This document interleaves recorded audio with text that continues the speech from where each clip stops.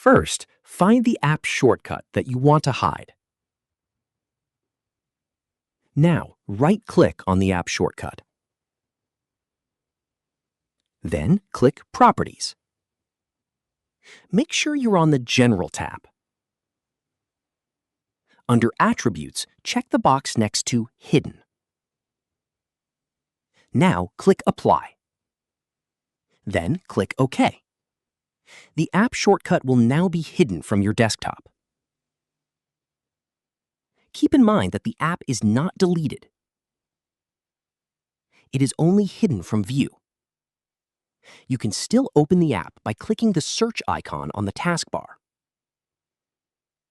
Then type the app name and open it from the search results. That's it. This is how you can hide an app on a Windows PC or laptop. If you found this video helpful, don't forget to like the video, subscribe to our channel, and press the bell icon for more tutorials. Thanks for watching.